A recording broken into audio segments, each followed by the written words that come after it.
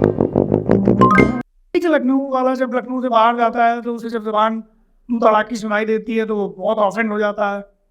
भैया तुम मर गए तो तुम्हें दूसरा नवाब लखनऊ को मिल जाएगा, लेकिन अगर हम मर गए तो लखनऊ को दूसरा सिरे हैदरी खां नहीं मिलेगा।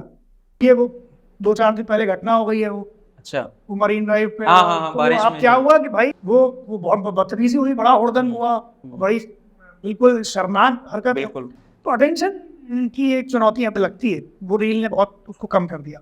कम कर तो और उसके अपने भी दुष्प्रभाव बहुत हैं कि किस तरह से एडिक्शन उसका होता है। हम दूसरों क्या करें, खुद ही हम रील देखते हैं तो हमें घंटों घंटों निकल जाते हैं। वो पता नहीं चलता, एक बार ऐसे हुआ और फिर हमको घंटे कब निकल। जब गए दूर तो फिर ये पता चल गया कि भैया आप रहना ही नहीं, मतलब लखनऊ के बाहर नहीं। तो दोस्तों, कैसे हैं आप लोग? आज हम बात करेंगे लखनऊ के जाने माने दास्तान गो डॉक्टर हिमांशु वाजपेयी से, जिसमें बात होगी लखनऊ से जुड़ी बातें होंगी और लखनऊ के लोगों के बारे में, लखनऊ की तहजीब के बारे में और लखनऊ के कुछ पुराने नए किस्सों के बारे में। तो चलिए स्वागत करते हैं और बातचीत करते हैं डॉक्टर हिमांशु वाजपेयी जी से।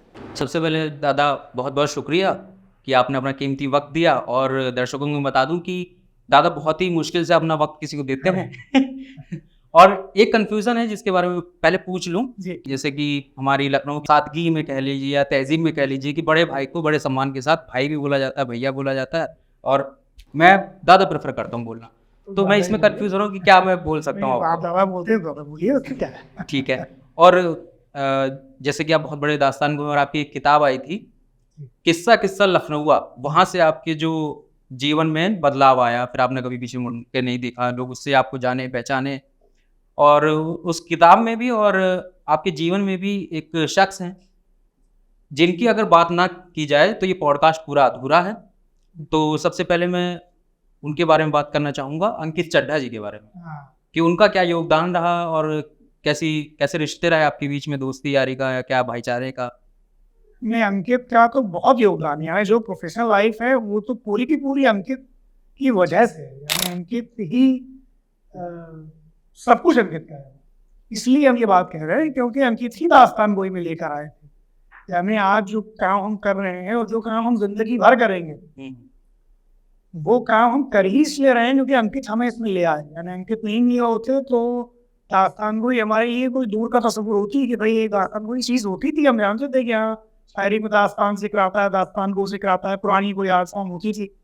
लेकिन अंकित हमें लेकर के आए, अंकित ने ही ये कन्विंस किया कि आप ये करिए, और फिर अंकित ने ही इसमें कन्विंस किया कि जिंदगी भर फुल टाइमर के तौर पे यही करना। तो प्रोफेशनल लाइफ तो पूरी अंकित ही की वजह से, उसका एक एक हिस्सा अंकित को लेके पीछे। एक बात, जो दोस्ती की बात है तो दोस्ती तो जाहिर तौर पे आप इस बात से अंदाजा लगाइए कि वो दोस्ती कितनी गहरी रही होगी कि जो किसी को इस पर कन्विंस कर ले कि एक ऐसा काम जो उसने कभी किया ही ना हो, स्टेज पर आके परफॉर्म करना, लेकिन सामने कभी ना किया हो, करना तो छोड़ो, सोचा ना हो कि कभी ऐसा काम करेंगे। जिस इंसान की स्टेज पर आकर बोलने में टांगे कांपती हो, उस इंसान के अंदर ये उसको इस पर कन्विंस कर लेना कि हाँ यही काम किया जाए और जिंदगी भर किया जाए, और फिर सिर्फ कन्विंस नहीं कर लेना बल्कि उसको इस लायक बना देना, इतना तैयार कर देना। तो इसमें किस लेवल की जो गहराई है वो दोस्ती में रही होगी और कितना मतलब सम्मान रहा होगा एक दूसरे के प्रति। यानी कि जब आप किसकी बात मानते हैं, यानी अगर कोई नॉर्मल आदमी हमसे ये कहे कि तुम ये हम तो जर्नलिस्ट थे, नौकरी करते थे पत्रकारिता की, बकायदा पढ़ाई की थी पत्रकारिता की, और कई साल नौकरी कर चुके थे, उसमें कोई आदमी अगर आज से कहे कैसे तो ये नौकरी छोड़ दो और एक नया काम है वो जैसे हमसे कोई कहे कि अब तुम ये दास्तान को छोड़ दो और अब तुम क्या करो, अब तुम मुझे कोई प्रोफेशन याद कोई चाहे एक्टिंग का, सिंगिंग का, कोई कहे तुम गायक बन जाओ, गायक बन जाओ, तो हम कहेंगे भैया क्या बात है, गायक कैसे बन गए। लेकिन किस लेवल का कन्विक्शन एक आदमी में रहा होगा, मेरा कितना रिस्पेक्ट रहा होगा, उस तरह की दोस्ती रही होगी कि जब उन्होंने कहा और कहते रहे और कन्विंस किया तो फिर हम इसके लिए तैयार हो गए। फिर ऐसे तैयार हुए कि वही काम करते चले आ रहे हैं। और अंकित नहीं है हमारे बीच, लेकिन अंकित इस तरह से हमारे बीच है कि अंकित ने मेरे अंदर एक चीज़ डाली और वो चीज़ हमने अपने अंदर बसा के रखी और वो चीज़ हमारे अंदर बढ़ रही। इसी के सर से लखनऊ में शेर लिखा हुआ है, वो अहमद फराज का के मैंने उस जाने बहारा को बहुत याद किया जब कोई फूल मेरी शाख हुनर पर निकला। तो ये है दोस्तों।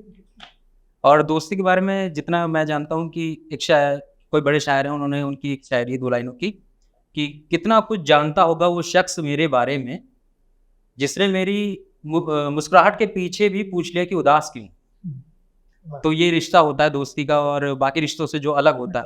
अच्छा, इसमें ये चीज़ ये है कि आर्टिस्ट के बतौर अंकित जैसे आर्टिस्ट हैं, वो तो दास्तान गोई के पास दूसरा आदमी ही नहीं है। मतलब जो लोग जिन्होंने अंकित को नहीं सुना हमसे कहते कि अरे आपका शो देखा बड़ा मज़ा आया, तो हमेशा मेरे मन में ये ख्याल रहता है कि हम उनसे ये कहें कि भाई तुम अंकित को सुनो जरा। बहुत लोग दास्तान करते हैं, तो सब हमारे दोस्त नहीं है, साथ एक ही फील्ड में हैं, कुछ हमसे पहले के कुछ हमसे बाद के हैं। लेकिन ये सच बात है कि जो दास्तान जैसे अंकित ने सुनाई और जैसे अंकित सुनाता था, कोई उसके आसपास नहीं। मतलब मेरी तो बात हम तो कहीं नहीं थे। अच्छा। लेकिन दो लोग भी। अंकित के साथ क्या था कि अंकित को किसी को ऊपर वाला नवाज देता है, किसी में वो ईश्वरीय देन आपको दिखती है कि यार ये इनके अंदर कुछ स्पेशल है, और वो इतना क्लियर होता है कि आप उसको पहली बार सुनेंगे और सिर्फ एक लाइन सुनेंगे, सिर्फ वो मुंह खोलेगा और आपको समझ में आ जाएगा भैया ये कुछ अलग है मामला, ये दुनियावी मामला ही नहीं। तो अंकित वैसा कलाकार कि आर्टिस्ट के बतौर दास्तान वही खुशकिस्मत है कि अपने रिवाइवल की बहुत शुरुआती दौर में उसे अंकित जैसा एक कलाकार मिला कि जिसने दास्तान गोई को अपने दम पर इस लेवल पे पॉपुलर कर दिया। यानी जहाँ जहाँ जाते हैं लोग मिलते हैं, कहते हैं यार हमने अंकित को सुना, तो अंकित को सुन के हमने हमें लगा कि यार ये तो बड़ी कोई कमाल चीज़ है और ऐसा हम भी कर सकते हैं। और तो बहुत कॉन्ट्रीब्यूशन है, मतलब उसमें तो कभी हमें लगता है कि अलग से पॉडकास्ट करें तो घंटों कर सकते हैं कि अंकित का क्या कॉन्ट्रीब्यूशन है दास्तान गोई को लेकर। और वो किसी का नहीं, वो कुछ ऊपर वाले ने उसे ऐसा नवाजा था। हमने तो बहुत लोगों ने तो उसे सामने सुना। हम हमेशा ये बात कहते हैं कि अगर किसी ने अंकित ने मान लो अगर 400 शो किए होंगे और 400 भी सुने हो, अभी सिर्फ 400 बार सुना और सामने से सुना। हमने अंकित के साथ जितने शो किए साथ में बैठ के बराबर से यहाँ से सबसे करीब से सुना, और वो शो जब किए तो उनकी रिहर्सल में एक एक लाइन को कितनी बार सुना। तो यानी जो दास्तानें हमने अंकित के साथ की, हम उनकी एक लाइन अंकित की आवाज मेरे कान में गूंजती है, अभी भी आप महसूस कर रहे हैं? बिल्कुल गूंजती है। और कई बार जब हम अपनी दास्तान तैयार कर रहे होते हैं तो वो जो अंकित की आवाज की गूंज है वो मेरी रहनुमाई भी करती है अपनी दास्तानों में कि अंकित इसको करता तो कैसे करता। तो मेरे ऊपर तो बहुत असर है और बहुत, मतलब इसमें कोई शक नहीं है कि दोस्त तो एक जाती रिश्ता है, एक निजी रिश्ता है कि हमसे दोस्ती अंकित की थी। और ये कलाकार भी उस तरह के थे कि जो एक कलाकार के बतौर अंकित की आर्ट से मेरा रिश्ता है वो बहुत बड़ा है, और उसमें अंकित बहुत बड़ा आदमी है। और वो वाकई है, वो हमने उसके बारे में कहीं लिखा था कि वो दास्तान गोई का पहला सुपरस्टार था। तो जो लोग इस बात को जानते हैं वो और एक कमाल की चीज़ थी उसमें जो हमने सिर्फ अंकित में देखी। ये सिर्फ दास्तान गोई की बात नहीं कर रहे, तमाम आर्ट्स में हम ये बात कर रहे हैं जो आर्टिस्ट हैं। अगर 2000 लोग भी अंकित को सुन रहे होंगे तो अंकित के पास ये क्वालिटी थी कि उन 2000 लोगों में बैठे हर शख्स को ये लगेगा कि ये बात अंकित पर्सनली हमको कह रहा है। यानी 2000 में से 2000 लोगों के साथ बैक वक्त एक पर्सनल कनेक्ट स्थापित कर लेने वाला वो अकेला आर्टिस्ट, व्यक्तिगत तौर पे सबसे अलग अलग। बिल्कुल, वो एक कहानी सुना रहा होगा, 2000 लोग सुन रहे होंगे, लेकिन 2000 लोगों को ये लग रहा होगा ये कहानी अंकित हमको सुना रहा है। ये बहुत खास बात है। ये तो ये रेयर क्वालिटी है भाई, ये बहुत दुर्लभ चीज़ है। और इस पर डिटेल में बात करें तो बहुत बात है। ये आई थिंक कि ये उस लेवल की बात है जब किसी भी कला क्षेत्र में कला अपने आप को ये गर्वान्वित महसूस करे कि इस कलाकार ने मुझे चुना। बिल्कुल सही बात है। दास्तान गोई तो बहुत लोग करते हैं, लेकिन सारे लोगों ने मिल के दास्तान गोई, हम जाहिर तौर पे उस्तादों की बात नहीं कर रहे हैं, जाहिर सी बात है कि महबूब साहब ने अगर रिवाइव किया तो उनका तो एक कॉन्ट्रीब्यूशन है जिसे कोई नकार नहीं सकता। अगर दानिश और महबूब साहब ने शुरू में किया तो वो एक शुरुआत की बात तो अलग है। हम तो अपनी पीढ़ी की, यानी जो हमारे हम उम्र लोग हैं, हमसे आगे या पीछे वाले, उनकी बात कर रहे हैं। तो उसमें अगर हम सारे लोगों को बना दें, हम अपने आप को भी उसमें शामिल कर दें, तो हमने सबने मिलकर इतना कॉन्ट्रीब्यूट नहीं किया होगा दास्तान गोई को पॉपुलर करने में जितना अंकित ने खेल किया होगा। अगर हम जहाँ भी गए हैं तो लोगों ने ये कहा कि यार अंकित की वजह से हमने दास्तान गोई को पहली बार जाना। तो दास्तान गोई जब रिवाइव हुई तो अभी जैसी हमें दिखती है, आज से 15 साल पहले ऐसी नहीं थी, आज से 10 साल पहले ऐसी नहीं थी। तो उसको पॉपुलर किया है ना, तो जिन लोगों ने उसे पॉपुलर किया है, अगर उसमें 1% योगदान मेरा होगा तो अंकित का 1000% होगा। ये बात क्या है कि जितना अंकित ने पॉपुलराइज किया उतना किसी ने नहीं किया, हम लोगों की। और आपके मन में ख्याल कब आया और ये क्या, इसकी जर्नी क्या रही, किस्सा लखनऊ हुआ, इस किताब के पीछे की कहानी? किस्सा लखनऊ के पीछे की कहानी ये है कि हम जर्नलिज्म छोड़ चुके थे, दास्तान गोई शुरू कर चुके थे।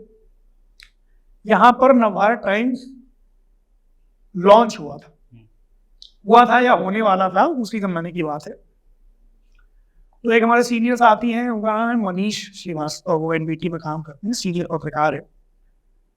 तो मनीष जी हमको जानते थे, मिजाज से वाकिफ थे। तो उन्होंने हमसे कहा कि हिमांशु ये अखबार भी आ रहा है, तो हमारे संपादक हैं सुधीर मिश्रा जी, एनबीटी के अभी भी वही संपादक हैं, तो वो ये चाह रहे हैं कोई नए लोग, इसमें कोई नई आवाज आए, इसमें कुछ नया स्वर आए, नया आए। लखनऊ के तो बहुत सीनियर लोग तो लिखते ही रहते हैं, नया इंसान चाहिए। ये बात है आज से कई बरस पहले की,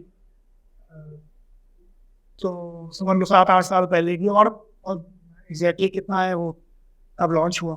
तो उन्होंने कहा कि उस जमाने में तो हम, आज तो फिर भी बहुत वक्त गुजर गया, लेकिन उस जमाने में बिल्कुल नए लोगों में गिने जाते थे। तो उन्होंने कहा सुधीर जी ये है कुछ नए लोग। तो मनीष जी ने सुधीर जी से कहा, सुधीर मिश्रा जी ने हमें ये मौका दिया। तो हम एक नवभारत टाइम्स लखनऊ में उनके संडे एडिशन में लखनऊ नाम से कॉलम लिखने लगे। तो वो कॉलम किस्सों का कॉलम होता था। हम ही ने ऐसे मतलब एक तरीके से सोचा कि क्योंकि हम किस्सा को थे तो हम जाहिर तौर पे अपने काम के इर्द ही काम करना चाहते थे। तो हमने सोचा कि सुधीर जी ने हमें आज़ादी दी कि तुम्हें जो करना हो इस कॉलम में करो, लखनऊ पे लिखना है। हमें ने कहा कि नहीं किस्सा सुनोगे तो किस्सों का कॉलम होगा। वो लखनऊ नाम से कॉलम आने लगा।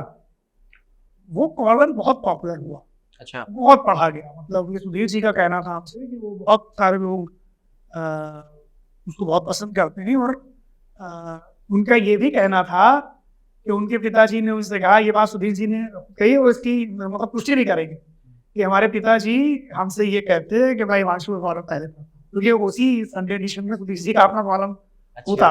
उनका खैर बड़प्पन है, मोहब्बत है। तो उन्होंने खैर ये बात कही कि हमारे पिताजी बड़े इस कॉलम के मुरीद हैं। तो वो कॉलम कई 2 साल तकरीबन चला। फिर हमने वो खुद ही वो कॉलम बंद किया। मतलब ऐसा होता है जनरली कि भाई कॉलम लंबा हो गया तो अखबार ने कहा कि बंद कर दो, जो भी है। ऐसा नहीं हुआ हमारे साथ। हमने कहा कि आप 2 साल हर हफ्ते लिख रहे थे, हमने कहा यार अब इससे कम हो गया। तो हमने कहा यार अब थोड़ा सर से कहा, मैं सब थोड़ा रुक जाते हैं, देख लेते हैं। फिर तो वो पर डे आता था? नहीं, पर डे नहीं आता था, हफ्ते में एक बार संडे को आता था। तो वो फिर हो गया कॉलम। तो जब वो कॉलम हिट हो गया था तो उसी जमाने में जो कॉलम चल ही रहा था, तब राजकमल प्रकाशन जो है उसके जो संपादकीय निदेशक हैं, सत्यम निरुपम उनका नाम है। तो निरुपम जी ने हमसे कहा कि हम चाहते हैं कि ये जो आप कॉलम्स लिखते हैं इनको आप, चूंकि अखबार के कॉलम की लिमिटेशन होती है, लिमिटेड स्पेस है, उसमें लिखना है आपको। किताब में तो वो लिमिटेशन है नहीं। उन्होंने कहा हम चाहते हैं इन्हीं दूसरों को आप थोड़ा सा एनहेंस करके, एक रीराइट करके, एडिट करके और एक किताब की शक्ल में ले आए। तो जब वो काम रुक गया कॉलम वाला, तो फिर उन्हीं हिस्सों को हमने दोबारा से उसमें, जिसको कहते हैं थराज टीम एडिटिंग की, कुछ चीज़ें और जोड़ी, कुछ चीज़ें दोबारा से लिखी और एक किताब बन गई। जो किताब फरवरी 2019 में हम्म, किस्सा हुआ आई। अच्छा, जब कॉलम लिख रहे थे तो फिर मतलब ये था नहीं कि भाई ये भी नहीं मालूम था क्या रहेगा, बस हमें तो इसमें खुशी थी कि हम तो जर्नलिज्म में थे ना। हाँ, अब जर्नलिस्ट वाला काम छोड़ दिया और दास्तान गोई कर रहे थे, कॉलमिस्ट बन गए थे। हमें उसमें खुशी थी कि भाई किसी तरह से जर्नलिज्म से जुड़े हुए अखबार में लिख रहे हैं। कॉलम हिट हो गया, हिट होने के बाद वो किताब, मतलब हमने ये सुना था कि राजकमल तो सबसे बड़ा प्रकाशन है हिंदी का, तो हमने सुना था कि लोग राजकमल में किताब छपवाने के लिए कई साल की वेटिंग चलती है और किताब राजकमल वाले रिजेक्ट कर देते हैं और लोग जाते हैं तो छापते नहीं हैं और तमाम बातें। यहाँ तो हमें राजकमल प्रकाशन वालों ने खुद कहा, अच्छा, वो खुद हमारे पास आए कि हम चाहते हैं अभी किताब छापने और बाकायदा उन्होंने कहा कि ये आपका कॉन्ट्रैक्ट है, ये बना दो, मतलब हमें कुछ नहीं करना पड़ा। तो हम तो खुश थे भाई कि ये सब चल रहा है मामला। तो और उसमें जब किताब आ गई, किताब लॉन्च हुई संस्कृता फेस्टिवल में, तो योगेश प्रवीण जी, वीरेंद्र यादव जी, शिराज हुसैन जिन्होंने कवर बनाया और हम ये लोग थे और बहुत सारे लोग सुन रहे थे। फिर वो किताब आते ही हिट हो गई और कई एडिशन पे एडिशन आने लगे, तो बहुत खुश हुए। मतलब वो एक अलग आयाम था ना दास्तान गोई के साथ, किताब ने अलग तरह से लोगों के बीच पहुंचाया। मतलब तो इसी में खुश थे कि लखनऊ पे कुछ लिख रहे हैं, लखनऊ पे कुछ लिखना है या कुछ बोलना है, लखनऊ से मेरी जो मोहब्बत है उसका इजहार करने जैसा है। यानी जिस चीज़ से आप प्रेम करते हो और आपको एक्सप्रेशन में अच्छा लगता हो, तो आप उसमें थकते नहीं, आपको वो खुशी देता है। यानी हमने कहते भी हम कि किताब जो है लखनऊ के नाम है लव लेटर, तो हम तो उसी में खुश थे कि भाई जिससे हम इश्क करते हैं उससे अपनी इश्क का इजहार कर रहे हैं। और फिर उसमें ये सब होने लगा कि भाई किताब हिट हो गई और लोग पसंद करने लगे। और फिर होता है ना कि आप सड़क जाते हैं तो भाई कोई मिलता है आपको, कहता है हमने आपकी किताब पढ़ी, तो वो अच्छा लगता है आपको, और फिर आप ये बढ़ते हुए देखते हैं। तो इस किताब का ये एक पूरा सिलसिला रहा। अब तो बहुत साल हो गए, तो लोग पूछते हैं दूसरी कब आ रही है, लेकिन वही है कि किताब तो आ गई थी, अब दूसरे पे काम करना है, लेकिन जिंदगी 5 साल कंप्लीट हो गए तब। तो देखते हैं कब आती है। आप पुराने लखनऊ के, जितना मैं जानता हूँ, तो पैदाइश कहाँ पर हुई, स्कूलिंग कहाँ हुई, कैसे आप कॉलेज में, और कहाँ से फिर आपने पत्रकारिता के फील्ड में कदम रखा? तो पैदाइश पुराने लखनऊ के राजा बाजार की है, वही हमारा मोहल्ला है, वही हमारा पुश्तैनी घर। और फिर राजा बाजार में ही रसोली टोले में एक स्कूल है, राजा हरिश्चंद्र बाल निकेतन जूनियर हाई स्कूल, वहाँ पढ़ाई की। और वो बहुत पुराना स्कूल है, यानी होगा 125-30 साल पुराना रसोली पाठशाला 1897 का स्कूल है, तो वहाँ के है 8वीं तक की। तो फिर उसके बाद फिर हम पाइनियर गए, पाइनियर के बाद फिर शिया कॉलेज गए बीएससी के लिए, वहाँ से ग्रेजुएशन हुआ? बीएससी किया वहाँ से शिया कॉलेज। तो शिया कॉलेज के बाद आसार है, मतलब बहुत लेवल पे शिया कॉलेज ने मेरी जर्नी में बहुत बड़ा किरदार निभाया। अच्छा, तो वहाँ रहे, फिर बीएससी तक तो करा, फिर बीएससी के बाद लगा गया साइंस, कैमरा में साइंस वाला था नहीं, ठीक है साइंस पढ़ी, लेकिन बीएससी बाद ही हो गया कि जर्नलिज्म करना है। तो फिर वो माखनलाल चतुर्वेदी यूनिवर्सिटी पहुँचे भोपाल, वहाँ से पीजी किया, फिर नौकरी की कुछ साल, और फिर दास्तान गोई क्या पहले पीएचडी में चले गए। और पीएचडी करने के दौरान ही, चूंकि हम जर्नलिज्म छोड़ के गए थे तो उधर मजा ना आए पीएचडी में, तो उसी दौरान अंकित ने कहा कि यार ये आप दास्तान करिए, आप ऐसे एक्सप्रेशन वाले आदमी, पीएचडी तो चलती रहेगी। तो इस वजह से दास्तान शुरू कर दी। तो 2014 में पहला शो किया SNA में, संगीत नाटक अकेडमी में, अंकित के साथ मजाज रखने की दास्तान आवारगी, वो बहुत हिट रहा, हाउसफुल शो था। तो उसमें जो रिस्पॉन्स मिला, उसने इतनी हिम्मत बढ़ा दी कि वो समझ लो कि जिंदगी भर का ईंधन, फ्यूल हमें उस दिन मिल गया कि भैया आप यही काम करना। तो अब 10 साल हो गए, 2014 में शुरू किया, फिर 24 आ गया, 10 साल में 500 से ऊपर शो तो हो गए। मतलब एक गिनती रखना छोड़ दी एक टाइम के बाद। शुरू में सोच रहा था गिनती रख, इतना करने लगे फिर कि वो गिनती नहीं, लेकिन फिर कई देशों में गए, उनमें से कई देशों में दास्तान हम पहली बार लेकर गए, तो ये भी एक खुशी की बात थी। टर्की भी गए थे आप? हाँ, टर्की हम लेके गए दास्तान, कुवैत हम लेके गए, फिर उसके बाद सिंगापुर गए, दुबई तो कई बार, मतलब इतनी बार है कि वहाँ एक अलग दास्तान गोई की ऑडियंस है स्टूडियो में। तो ये सब रहा। और अब बात करते हैं लखनऊ की, जो आपकी किताब है जी। उसमें लिखे हुए किस्सों के बारे में। तो कई सारे किस्से हैं, बहुत लाजवाब हैं, जिसमें से कि मुझे एक किस्सा जो अभी याद आ रहा, जहन में आ रहा है कि जो लखनऊ की तहजीब है वो लखनऊ के लोगों ने और यहाँ के महिलाओं ने भी, उनकी ज़ुबान में वो दिखती है कि अगर किसी को कुछ तहजीब के लहजे से ना हट करके अलग ज़ुबान में कुछ कहना हो तो भी उसमें झलकती है।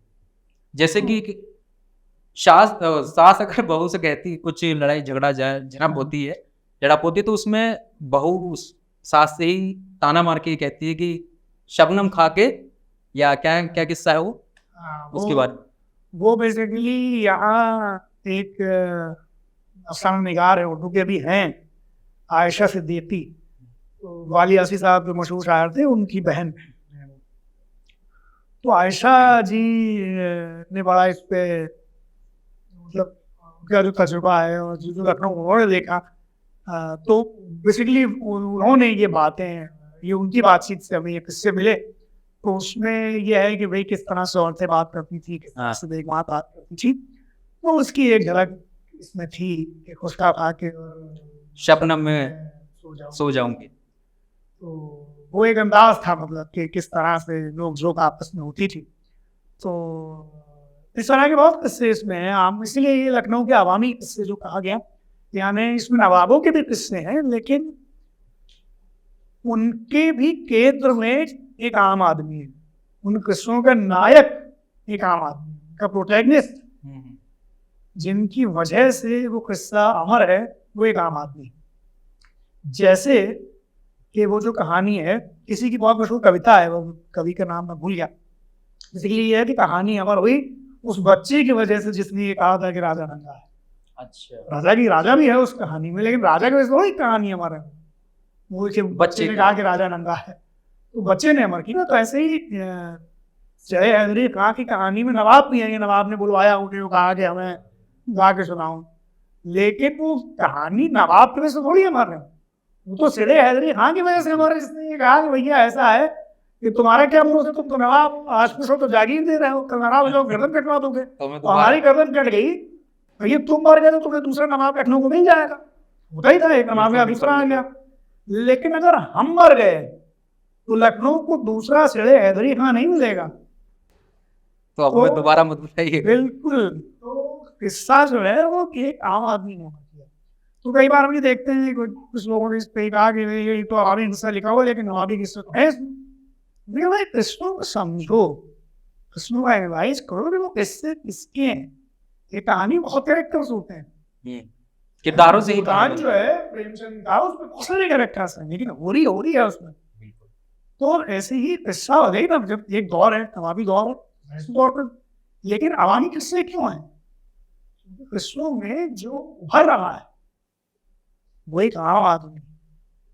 तो मुझे इतिहास आपका शेर है जिसमें लिखा हुआ है, वो जो आबे ज़र से रकम हुई थी वो दास्तान भी मुस्तनद, वो जो खूने दिल से लिखा गया था वो हाशिया पे तो लिखते क्या। तो ये हाशिये की बात है जो कि खूने दिल से लिखा गया है, इसीलिए हम कहते हैं लखनऊ के अवामी। रिक्शे वाले भी अलग अंदाज से बात करते हैं, बातचीत करते हैं, और एक रिक्शे वाले का भी किस्सा इसमें आपने लिखा हुआ है कि उनसे जब किसी मेज़बान ने कहा कि हमें वहाँ तक ले चलो, तो उनको एक ऑर्डर जैसा लगा कि इन्होंने, और फिर उन्होंने मना कर दिया कि हम नहीं जाएंगे, जबकि वो सुबह से शाम तक इंतजार कर रहा था। वो बेसिकली बात ये थी कि यहाँ ये फायदा है कि जब रिक्शे वाला, तो खैर रिक्शे बहुत कम हो गए, वो एक जमाना था, तो रिक्शे से जब आप बात करते थे तो बातचीत की शुरुआत इसी तरह से होती थी कि आप उनसे पूछते थे जी भैया खाली है, यानी आप पहले पूछेंगे कि वो खाली, वो बैठा हुआ है रिक्शे पर अपने इंतजार कर रहा है सवारी का, लेकिन आपको ये पूछना पड़ेगा,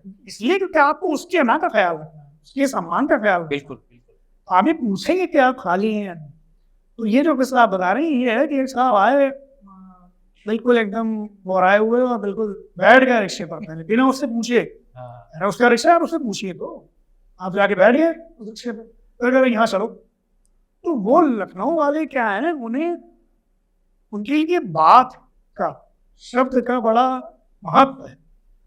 तो वो जो टोन थी उसकी, जो लहजा था वो अंदाज पसंद नहीं आया उस रिक्शे वाले को। वो ये क्या बात हुई कि आप बैठ गए, आपने उनसे पूछा भी नहीं खा ली नहीं खा ली और आप ऐसे ऑर्डर दे रहे हैं। तो जबकि वो रिक्शे वाला वो इंतजार कर रहा था, इंतजार में था। तो उसने कहा भैया नहीं खा ली। तो ये वो कहानी थी। और ये इसलिए है कि भाई हमारे यहाँ, क्योंकि हम तो जबान के गढ़ के रूप में मशहूर थे ना लखनऊ वाले, पहले जबान कहे जाते थे। जबान पर यहाँ बहुत काम हुआ, यहाँ जबान को बहुत तवज्जो दी गई। इसीलिए तो ये बात कही जाती है कि लखनऊ वाला जब लखनऊ से बाहर जाता है तो उसे जब जबान तू तड़ाकी सुनाई देती है तो वो बहुत ऑफेंड हो जाता है। होना नहीं चाहिए, बात सही है। जैसे बहुत सारे जगहों की जबान में उठी बोल रहे हैं, लेकिन अपना ये बहुत है, वो उनका अपना लहजा है। कल्चर उनकी, वो उसका इंटीग्रल पार्ट है कि वो तुझसे ही बात करते हैं। लेकिन वो हमारे कल्चर में वो क्या है कि वो बिल्कुल आमने सामने की चीज हो जाती है, हमें लगता बदतमीजी। तो ये सब इस पे बहुत चुटकुले बने, बहुत बातें भी कही गई। लेकिन क्या है, हमारे यहाँ जबान या पर्सनैलिटी या लहजे को बड़ी अहमियत हासिल, तो वो किस्सा था। और जैसे जब लखनऊ की बात होती है तो डॉक्टर हिमांशु वाजपेयी जी का नाम आता है। और जब डॉक्टर हिमांशु वाजपेयी जी का नाम बिल्कुल ये आता है और जब आपका नाम आता है दादा, तो आपके साथ साथ कुछ ऐसे चर्चित चेहरे हैं जिनका नाम जोड़ा जाता है जो कि बहुत खास हैं, आपकी ज़िंदगी में मायने रखते हैं। जाकिर खान साहब और सौरभ द्विवेदी साहब और वरुण ग्रोवर साहब। तो इन तीनों के साथ आपके कैसे रिश्ते और कैसी दोस्ती है, क्या भाईचारा है? नहीं, क्या है कि जो बहुत मशहूर हुए हैं तो दोस्त हैं और बहुत अच्छा काम करते हैं। तो ये तो इनकी मेहरबानी है कि ये मतलब कुछ काम हमने किया जो इनकी मशहूरियत की वजह से बहुत मशहूर हो गया। उसमें मेरा तो रोल बहुत कम रहा होगा, लेकिन क्या है कि अब वो कुछ ललन टॉक, कुछ इंटरव्यूज हैं, कोई बातचीत है, तो चूंकि ये बहुत पॉपुलर रोल है तो वो बेसिकली क्या हुआ कि वो शोहरत जो उन इंटरव्यूज को मिली है वो उनकी वजह से, मतलब मेरा उसमें रोल बहुत कम है। लेकिन इसके बावजूद ये तीनों ये दोस्तियां निभाने में बहुत कमाल लोग, मतलब ये इनकी जो शोहरत है, जो मशहूरियत है, उसको एक तरफ करते हुए हम ये बात, मतलब उस पर तो हम बात कर ही नहीं रहे। बात करेंगे तो बहुत बहुत बहुत लंबी हो जाएगी। यहाँ तो हम सिर्फ दोस्त की बात कर रहे हैं कि इनके अंदर जो इनके जो दोस्त है वो बहुत जबरदस्त किस्म का है कि भाई,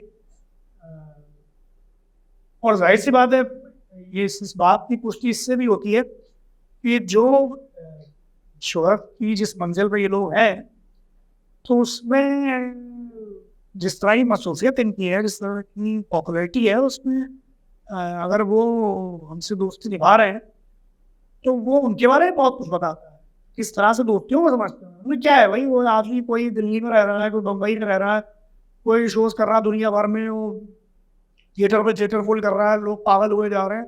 तो उसको क्या है कि भाई वो लखनऊ में राजा बाजार में हिमांशु वाजपेयी रहते हैं, जो दास्तान कोई नाम की एक आर्ट फॉर्म है, उसके आर्टिस्ट हैं, तो उससे दोस्ती।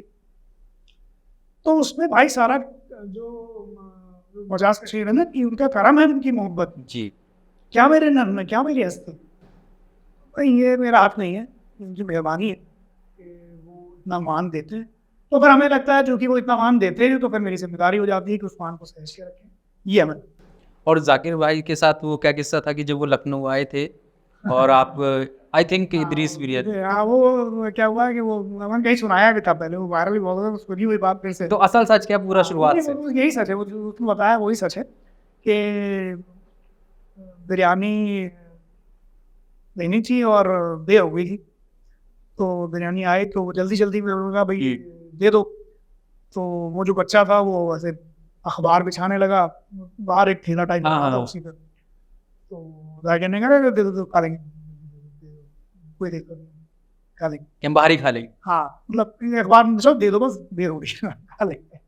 तो बच्चे ने कहा मगर मेरी भी तो कोई बात है। तो उसने इतनी मतलब इतने कन्विक्शन से, इतनी दिलजमाई से और इस अदा से कहा था मगर मेरी भी तो कुछ बात है कि बस निशब्द हो गए उस अंदाज पे। तो वो एक लखनऊ का अंदाज है, मगर मेरी भी तो कुछ बात है। जी जी जी, ये तो आपकी खुशकिस्मती है कि जैसे इदरीस बिरयानी को हम लोग जैसे जाते हैं आपको तो मिल गई, नहीं वो मेरे किस्मत अच्छी थी कि उस दिन ये बात होनी थी और ये किस्सा निकलना था, वो भी इज्जत रह गई मेरी। वो जो भी क्या है ना, हम जैसे लोग जो लखनऊ लखनऊ हाँ, करते हैं, हाँ। उनके साथ बड़ी बड़ी एम्बैरेसिंग पोजीशन भी हो जाती है और बड़ी शर्मिंदगी भी उठानी कि पड़ती किसी है। को लेके जाओ और वो क्योंकि जब कोई मिलती रहेगी। बदतमीजी कर दे तो सब हमारा गिरबान पकड़ते हैं, भैया तुम तो लखनऊ। अभी ये वो 2-4 दिन पहले घटना हो गई है, अच्छा। वो मरीन ड्राइव पे। हाँ, हाँ, हाँ, तो बारिश आप में क्या जो- हुआ कि भाई वो बहुत बदतमीजी हुई, बड़ा हुड़दंग हुआ, बड़ी बिल्कुल शर्मनाक हरकत। बिल्कुल वो अब बदतमीजी क्या थी। हुआ कि भाई वो सब इतने लोग मेरे इनबॉक्स में आ गए और उसमें लोग गालियां ही लग रहे हैं, उसमें कई बार वो बहुत जेन्युइन, भैया तुम तो बहुत लखनऊ लखनऊ करते हो, ये हो रहा है लखनऊ। तो हम क्या करें भाई, अब इतनी शर्मिंदा करने वाली हरकत है वो कि भाई हम सॉरी बोल देते हैं, भैया वो उनकी तरफ से हम माफी मांगते हैं। लेकिन क्या है भाई, 60 लाख लोग लखनऊ में हैं, 60 लाख लोगों में 60 लाख लोग की जिम्मेदारी आप ले नहीं सकते, और आपके शहर में ये चीज हो रही है तो आप शर्मिंदा हो रहे हैं। बिल्कुल बिल्कुल। लेकिन इसमें क्या किया जाए भाई, मतलब ये हम हम ये तो कहते हैं कि ये किस्से सुनाना क्यों जरूरी है। हम तो इसीलिए ये किस्से सुनाते हैं ना कि भाई ताकि लोग वो हरकत ना करें। अब ये तो बेसिकली बात जिस किस्से से जुड़ी थी कि वो उस दिन इज्जत बच गई कि वो बच्चा आया उसने ये बात कही, वरना कोई हो सकता है कि ऐसा बच्चा भी आता हाँ, जो गाली दे के बात कर रहा हो। कुछ भी बोल सकता था। उनको तो नहीं है, लेकिन आपस में बहुत गाली गलौज हो रही है। क्या ये ओटीटी प्लेटफॉर्म्स आ गए, वो गालियाँ चलने लगी, तो आपको लगता है कि वो नॉर्मल बातचीत होगी कि वो छोटे छोटे बच्चे गाली रख रहे हैं, आपस में घर में बातचीत हो रही, गाली गलौज की होगी वो। और क्योंकि भाई वो दूसरी टीवी पे दिखती है आपको, दूसरी स्क्रीन पे दिखती है, आपको लगता है बड़ी मतलब एक तरीके से इंस्पायर करने वाली बात है, तो उसमें बेइज्जती नहीं हो सकती थी। तो भाई इज्जत बच गई, बस हम तो इस तरह समझते हैं। और वैसे अभी आपने थोड़ी देर पहले ही बोला था कि चंद लोग हमेशा से रहते हैं। हाँ मतलब वो रहेंगे, हमेशा रहेंगे। और चंद क्या, आप तो बहुत ज्यादा हो गए। अब तो हमें लगता है कि चंद लोग ऐसे हैं जो जिन्होंने इस लखनऊ की जो तहजीब हमारा है, हाँ, जो ये समझते हैं कि हाँ लखनऊ की तहजीब कोई सचमुच की चीज है जिसे हमें सहज के रखना चाहिए। बिल्कुल बिल्कुल। वरना तो अभी जो नया तसव्वुर शहर का है उसमें तो ना वो उनको कुछ फर्क पड़ता है, ना वो उसको जानते हैं, ना वो जानना चाहते हैं। अच्छा वो नहीं जानना चाहते, नहीं जानते तो उससे उनको फर्क क्या होगा। वो क्या है कि इग्नोरेंस इज ब्लिस, तो ज्ञान में एक अजब तरीके का आनंद है। और वो परसाई लिखी गई कि मूर्खता से उपजा आत्मविश्वास सबसे घातक होता है, सबसे ज्यादा तो और सबसे मजबूत भी वही होता है।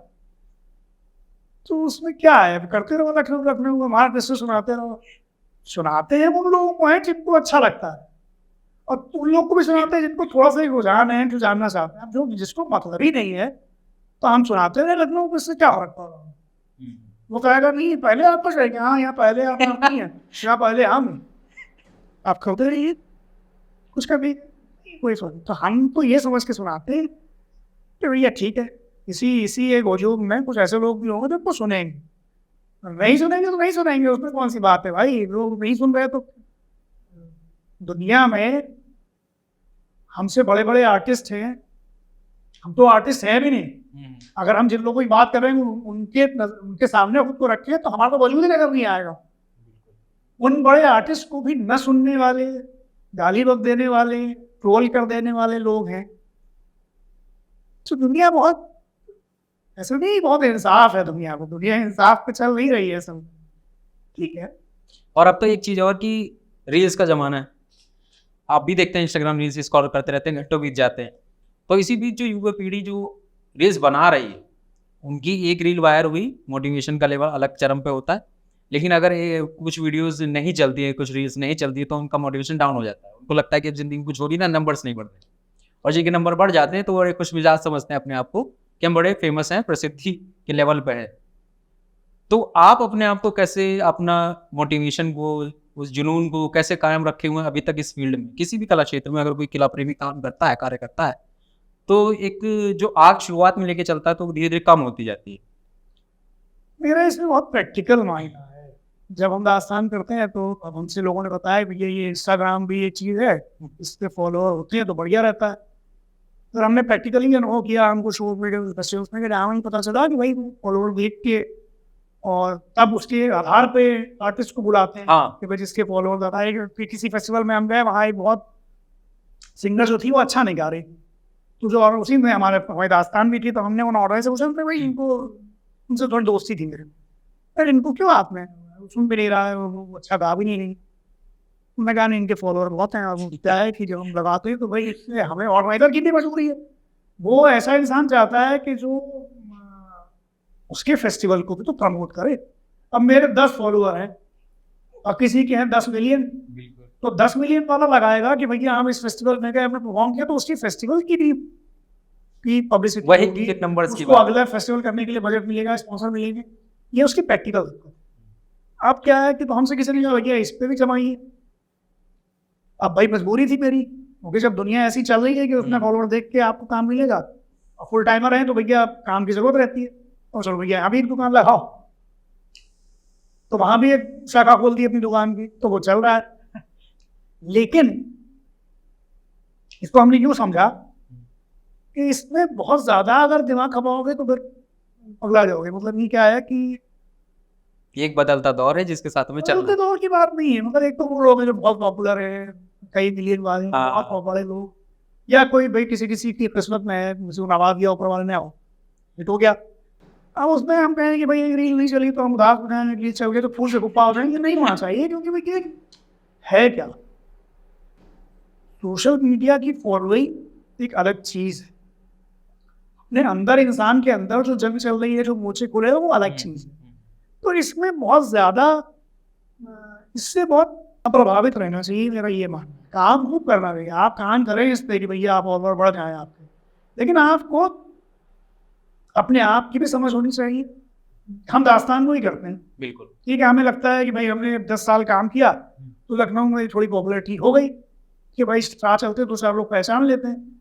अब हम अगर अपने आप से ये गलत उम्मीद रखें कि हम करते हैं दास्तान को ही, और हम ये सपना देखें किसी दिन हम स्टेडियम में खड़े होंगे, किसी बड़े से स्टेडियम में लंदन में, और हम कहेंगे ए आर यू रेडी, तो वो पब्लिक जो है 50,000 की चिल्लाएगी, ये तो भाई नहीं होगा, ये नहीं होगा। वो होगा भी तो हमारी जिंदगी में नहीं होना ही।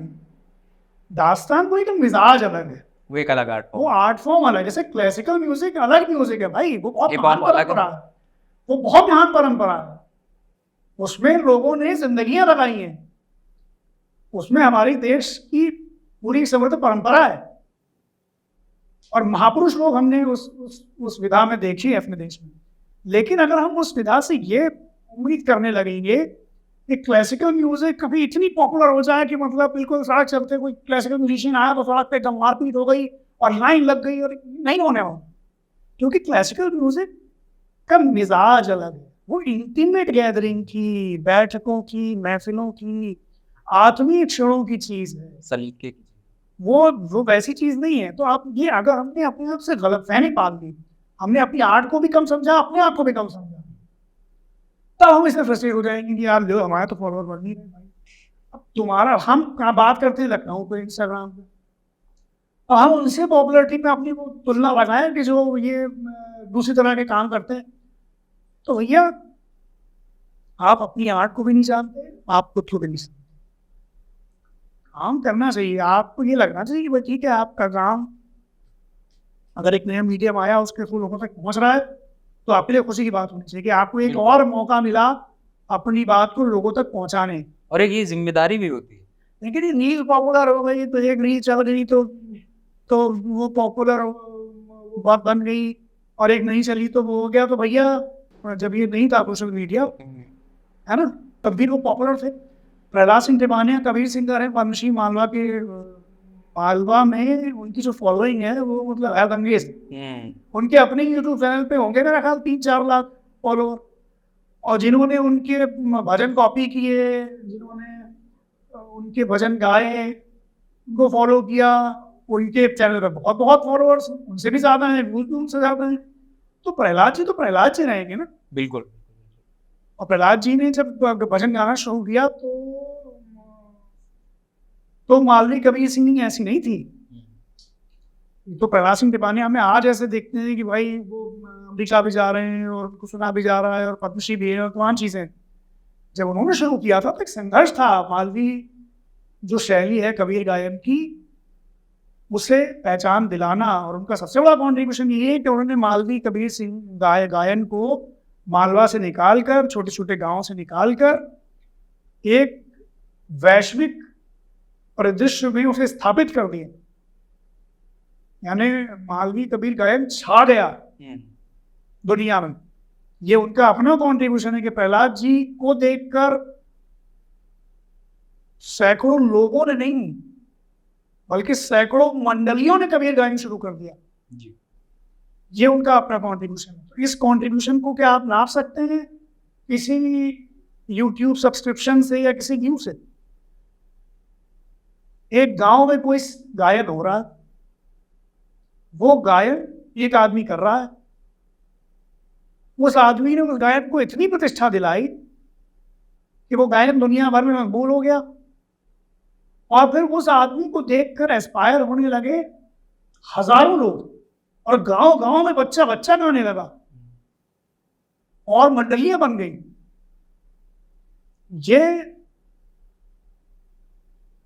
ये एक ऐसी बात है कि इसकी तुलना आप इन नंबरों से नहीं कर सकते। वो बहुत, जैसे क्या है, सचिन खेल रहा है मैच, और सचिन की तुलना करें किसी खिलाड़ी से कि भैया ये तो नापना है कि भैया अच्छा इसके तो इतने हैं, इसके तो इतने हैं। सचिन का जो स्ट्रेट ड्राइव है, उसको देखते वक्त आपको जो सुख मिलता है, उस सुख का क्या बदल है, क्या रिप्लेसमेंट है, वो सुख आप समझ ही नहीं पा। आप आंकड़ों में तो देख लेंगे, अच्छा इसने सचिन से ज्यादा सेंचुरी मारी, लेकिन उनका कवर इसने कम मारी, लेकिन जो सचिन को मैदान पर खेलने का जो, देखने का जो आनंद था जी, वो उसका क्या रिप्लेसमेंट है? तो इससे बहुत इसका। और जैसे जैसे ये नंबर्स बढ़ते जाते हैं और जो आदमी है, इंसान है, वो निजी जिंदगी से, मतलब रियल लाइफ से हटके रील से जुड़ता जा रहा है, रियल लाइफ से, तो उससे एक दिक्कत और बढ़ती जा रही है, अवसाद की दिक्कत, डिप्रेशन की दिक्कत। हर एक इंसान अकेला होता जा रहा है। वो 4 लोगों में रहे, 40 लोगों में रहे, फिर भी अकेला होता जा रहा है। उसके बारे में क्या विचार है? ये कोरोना से भी बड़ी महामारी जैसा आगे चल के प्रतीत हो रहा है कि दिखाई देगा? अकेलेपन पे तो हमने नहीं पहुंचा दिया, मतलब हमारे पास इसको साबित करने के लिए कोई वो भी नहीं है कि इतना होता ही जा रहा है। पहले भी लोग जो पहले भी डिप्रेस होते थे, लोग अकेले भी होते थे, राइट। हमें एक चीज जरूर लगती है कि अटेंशन स्पैन कम हो गया लोगों का, क्योंकि उनकी आदत पड़ गई है 30 सेकंड 1 सेकंड के बाद देखने की। उन्हें लंबी चीज जो होती है, फिल्म अगर लंबी है तो वो बीच में रील चढ़ाने लगते हैं। हमारे साथ बड़ी मुश्किल है, दास्तान है, लॉन्ग नैरेटिव की लंबी। अब 1 घंटे की कहानी है, 1 घंटे की कहानी, भाई फिल्म तो तब भी देख लेते हैं, उसमें क्या है कि बड़े पर्दे पे दिख रही है, चमकदार रंग है और क्लोज एंगल है, ये है वो है, बड़े बड़े हीरोइन और वो म्यूजिक और मार धार सब कुछ है। दास्तान में क्या है, 1 घंटे में आपको बात सुनानी है, वो 1 घंटे की आर्ट फॉर्म है लॉन्ग नैरेटिव की, और उसे रील के दौर में आप सुना रहे हैं, तो अटेंशन की एक चुनौती हमें लगती है। वो रील ने बहुत उसको कम कर दिया, तो और उसके अपने भी दुष्प्रभाव बहुत हैं कि किस तरह से एडिक्शन उसका होता है। हम दूसरों क्या करें, खुद ही हम रील देखते हैं तो हमें घंटों घंटों निकल जाते हैं, वो पता नहीं चलता। एक बार ऐसे हुआ और फिर घंटे कब निकल गए। ये बहुत खराब बात है मेरी अपनी खुद की।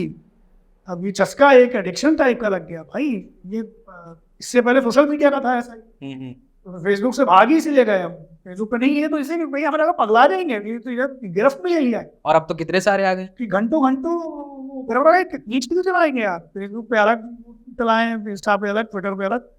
हमने चलो भाई अब किसी ने कहा इंस्टा ही सब हम सब थे आज के, तो फिर इंस्टा पे लग गए। लेकिन वो बड़ा चस्का है उसका, बड़ा एडिक्शन है, नशे की तरह है। तो वो लोग बड़े लोग नहीं है सोशल मीडिया पे जो कंट्रोल रख लेते हैं, बड़े हम उनको बहुत वैसा मानते हैं, उनको बड़ा अपनी नियंत्रण है अपने आप। तो खतरनाक चीज। लखनऊ की जिस तरह से प्रगति हो रही है और बहुत सारे अन्य राज्यों के लोग, अन्य शहरों के लोग अब लखनऊ की तरफ रुख कर रहे हैं, क्योंकि जिस भी तरह का इसकी तहजीब से जाना जाता है, सलीके से जाना जाता है, इनके लिए यहाँ के लोगों से जाना जाता है, तब जुड़ रहे हैं और यहाँ पर पलायन कर रहे हैं। यार नहीं पलायन नहीं कर रहे हैं, यहाँ मतलब रहना चाहते हैं, पलायन करके यहाँ आ रहे हैं। जैसे कि आप भी हुए, लखनऊ के लोग हो गए, जब अपने शहर को छोड़ करके बाहर किसी शहर में जाते हैं तो अंदर से एक बेचैनी सी होती है कि कुछ मज़ा सा नहीं आ रहा, वापस चलना है। जैसे कि अब जब आपने अपनी ग्रेजुएशन तो खैर यही हुआ था आपका, पीजी और पीएचडी। तो जब तो उस समय ऐसा होता था कि लखनऊ बुला रहा है। हम तो जब वर्धा में थे तो PhD के लिए, तो हम तकरीबन हर महीने आ जाते थे। और ट्रेन से कई बार वो तो रिजर्वेशन मिलता नहीं था, तो आ जाते थे ऐसे ही। तो ये तो होता है अपनी, क्या है कि इसमें भी कनेक्शन आपका कितना है किसी जगह से, उस बहुत डिपेंड करता है। हम तो इसलिए आ जाते थे कि भाई एक बहुत कनेक्शन था यहाँ से, बहुत रमे हुए थे लखनऊ, वो बहुत इश्क था लखनऊ का, तो आ जाते थे। और सारे लोग जो चले जाते हैं तो आते ही नहीं, पिछले साल नहीं आते, वहाँ आए दोस्त हैं बाहर हैं तो नहीं आते। बेसिकली यहाँ पर जुड़ाव कितना है किसी चीज़ से, और जुड़ाव भी क्या, जुड़ाव कोई ऐसा जुड़ाव तो एक आपके ख्याल में कोई जगह कैसी है उस पर भी डिपेंड है। तो आपके साथ ही कब हुआ कि आपको ये लगा कि मैं लखनऊ, और लखनऊ से जुड़ाव का कब कैसे हुआ, कौन सी ऐसी बात हो गया, मतलब कोई एक घटना नहीं है वो ऐसा है। जैसे बड़े कब हुए आप, तो बड़े एक दिन में नहीं हुए, लेकिन बचपन से एक लखनऊ का चस्का तो था, और वो फिर बढ़ता गया। वो शुक्रगुजार हम इस चीज़ के लिए ऊपर वाले के कि वो चस्का कम नहीं हुआ जी, वो चस्का बढ़ता गया।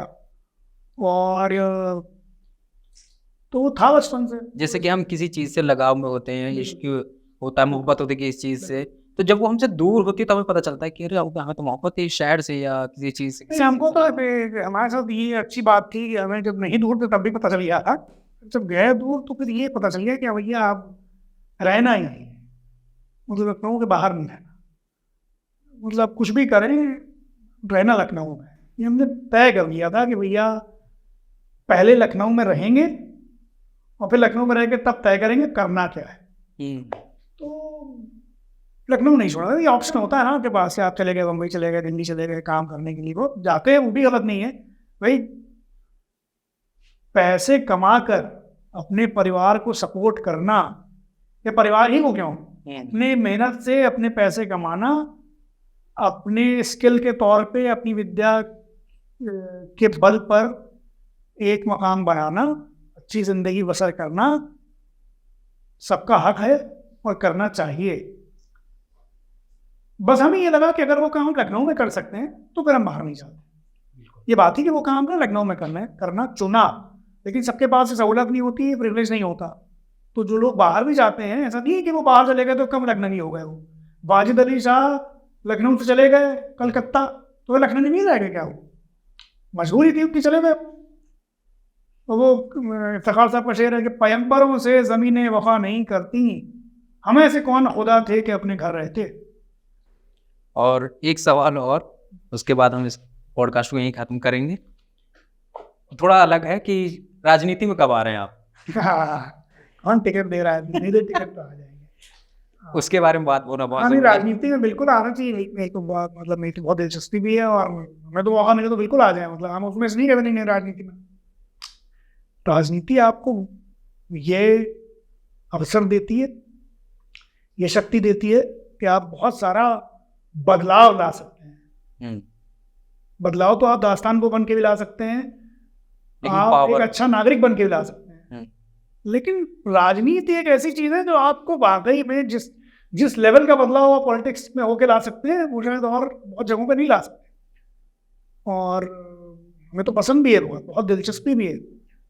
लेकिन बात यह है कि दिलचस्पी होना एक अलग बात है, और किसी चीज़ को करना वो एक अलग बात है। तो हम जैसे लोग वो तो है नहीं कि भाई कोई जिस तरह से राजनीति होती है वहाँ जाके पार्टी में और टिकट के लिए फरियाद करें, और वो तो ये तो नहीं होगी, ये तो होगा भी नहीं। लेकिन ये ज़रूर है कि लेकिन बहुत सारी चीज़ें होती हैं जो आपको पता नहीं होती कि क्या हो। तो राजनीति का कोई मौका आए तो राजनीति करने में हमें कोई वो नहीं, मेरे मन की चीज़ है वो, और बिल्कुल मतलब मौका आएगा तो कर भी लेंगे। और आखिरी में कि हमने लखनऊ की बात की, लखनऊ के किस्सों के बारे में बात की, यहाँ की तहजीब के बारे में बात की, और आखिरी में कुछ चंद लाइनें लखनऊ के ऊपर, ताकि इस पॉडकास्ट में जान आ जाए जाते जाते। जैसे आप ही का कॉल है या दो लाइनें हैं कि लखनवी वो नहीं होता जो। हाँ, तो यही है जो हम बात गोमती नगर के बारे में कर रहे थे कि लखनवी वो नहीं होता जो लखनऊ में रहता है, लखनवी वो होता है जिसमें लखनऊ रहता है। तो अगर कोई गोमती नगर में रह रहा है और उसके अंदर लखनऊ है, उसका दिल लखनऊ में धड़क रहा है, तो वो लखनवी है। और कोई अगर चौक में रह रहा है और उसका दिल लखनऊ के लिए नहीं धड़क रहा तो वो लखनवी नहीं है। यही बात हम कहना चाहते हैं। तो बेसिकली हम कहीं रहें, गोमतीनगर में रहें या चौक में रहें, थोड़ा सा जुड़ाव हमें लखनऊ से होना चाहिए। और क्यों होना चाहिए? क्योंकि ये सब घटनाएं ना हो जो हम देख रहे हैं। ये लखनऊ, हम लखनऊ में रहें तो लखनऊ में हमारे रहने से लखनऊ का मान ऊंचा हो जी, और लखनऊ की वजह से हमारा मान ऊंचा हो। ऐसा एक रिश्ता हमारे और शहर के बीच होना चाहिए। ऐसा ना हो यार कि भाई लखनऊ में कोई गड़बड़ बात हो तो हमारे उसमें शर्म से आके रुकी जा रही है, और या फिर हम कुछ ऐसी हरकत कर दे रहे हैं कि हमारी वजह से लखनऊ का नाम आके रुकी जा रही, तो वो नहीं होनी चाहिए। और एक चीज़ और कि पॉडकास्ट तो समाप्त हो गया, और बहुत बहुत शुक्रिया कि दादा आपने हमें इतना वक्त दिया। और शुक्रिया शायद बहुत छोटा शब्द है, इस बार आपने जो वक्त दिया हमें उसको कहने के लिए, उसको नवाजने के लिए। और एक छोटी सी चीज़ आप इस कैमरे में देख के बोलिए कि हमारी टीम के साथ आपका एक्सपीरियंस कैसा था इस पॉडकास्ट को लेके? मेरा एक्सपीरियंस तो बहुत अच्छा था, और इसलिए भी था कि हम जनरली, मेरे इंटरव्यूज तो कोई जगह है, लेकिन पॉडकास्ट जो ये विधा है इसमें शायद ये पहला ही पॉडकास्ट होगा जो हमने किया होगा। तो जाहिर सी तौर पर इसीलिए किया कि तुम कर रहे थे, वरना अब ये देखेंगे बहुत सारे लोग तो नाराज भी हो जाएंगे कि यार ये हम तो इतने दिन से बुला रहे हैं तो आप वहाँ क्यों गए, हमारे क्यों नहीं आया। लेकिन बात थी कि वो एक्सपीरियंस ही बड़ी चीज़ है कि भरोसा आके एक जो कर रहा है काम कितनी जिम्मेदारी से और किस निष्ठा से कर रहा है। तो मेरा बहुत अच्छा एक्सपीरियंस रहा, और ये पॉडकास्ट मतलब हमसे तो किया, लेकिन मेरी दिलचस्पी इसमें भी रहेगी कि कैसे ये सिलसिला आगे बढ़ता है, कौन कौन लोग आते हैं, किस तरह से बातें करते हैं, क्योंकि मेरी बड़ी उत्सुकता है उस पूरी सीरीज को देखने की। तो बहुत शुक्रिया, फिर आएंगे।